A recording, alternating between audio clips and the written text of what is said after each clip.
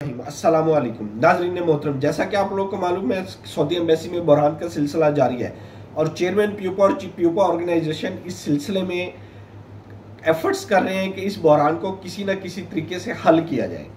इन efforts के इस सिलसिले में कुछ सिफारिशात मुरतब की गई हैं जो इंशाल्लाह 19 अगस्त को सऊदी कौंसलेट में जमा करवा दी जाएंगी और उनके ऊपर अमल दरामद के लिए एक पैनल बना दिया गया है। जो पैनल वहाँ पे जाएगा, विजिट करेगा सऊदी एम्बेसी और उनको इस बात पे कन्विंस करने की कोशिश करेगा।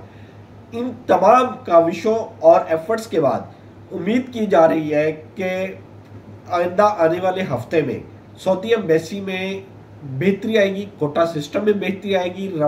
रफ्ता रफ्ता इस कोटा को बढ़ाया जाएगा। 25 पासपोर्ट का कोटा चल रहा है, इसको 50 पासपोर्ट और उसके बाद 100 पासपोर्ट करके अनलिमिटेड कर दिया जाएगा।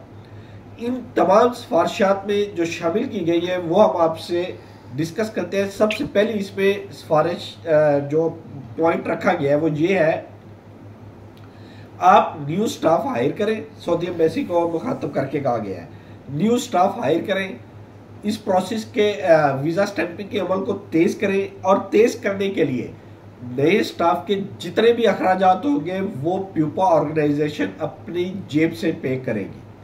सेकंड सिफारिशात में क्या कहा गया है, अगर मुमकिन नहीं कि नया स्टाफ हायर किया जाए एम्बेसडर की गैर मौजूदगी में, तो फिर मौजूदा स्टाफ को इस बात पे कायल किया जाए कि वो ओवर टाइम लगाएं।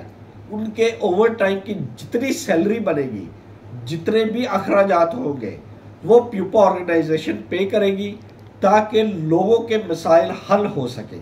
और मेरी नज़र में ये बहुत एक्स्ट्राऑर्डिनरी सिफारिशात है।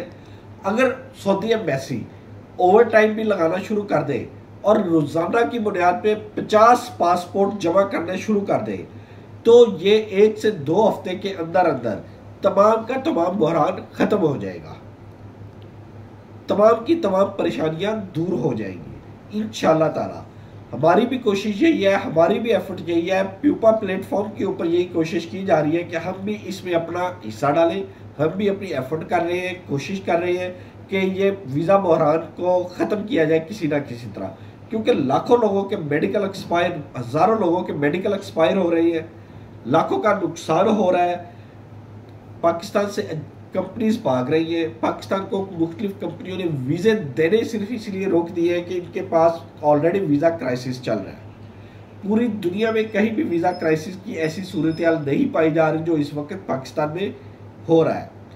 हमारी भी गवर्नमेंट ऑफ पाकिस्तान से गुजारिश यही है कि इसके ऊपर कुछ ना कुछ आप भी एफर्ट करें, कन्विंस करें सऊदी कौंसलर जनरल को। इस्लामाबाद में आप अप्रोच करें सऊदी एम्बेसी में, ताकि वो कराची कौंसलेट में आने वाले इस वीज़ा बहरान को कम से कम और आसानियाँ इसमें पैदा की जा सके। और तमाम प्यूपा ऑर्गेनाइजेशन के साथ तमाम प्रमोटर हज़रात, एजेंसी होल्डर हज़रात इसमें एफर्ट कर रहे हैं, कोशिश कर रहे हैं। मास सवाए ड्रॉप बॉक्स होल्डर के, ड्रॉप बॉक्स होल्डर में चंद एक अफराद नेक नियति के साथ काम कर रहे हैं, बकाया तमाम के तमाम हराम की कमाई खा रहे हैं।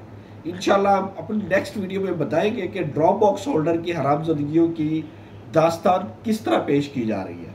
और कल हम इंशाल्लाह इस रूदात को बेनकाब करेंगे कि ये ड्रॉप बॉक्स होल्डर ने किस तरह लोगों के मेडिकल एक्सपायर वादा करने के बावजूद मेडिकल एक्सपायर करवा दिए। इंशाल्लाह इसके ऊपर हम कल डिटेल में डिस्कशन करेंगे, डिटेल में आपके साथ मुकम्मल मालूमात भी शेयर करेंगे। इसी असना में आपसे रिक्वेस्ट यही की जाती है कि हमारे चैनल को ज़्यादा से ज़्यादा लाइक करें, सब्सक्राइब करें और शेयर करें। इसको शेयर ज़्यादा करें ताकि मुफीद इंफॉर्मेशन तमाम लोगों तक पहुँचती रहे। अल्लाह ताला आपका हामी और नासिर हो। अल्लाह हाफिज़।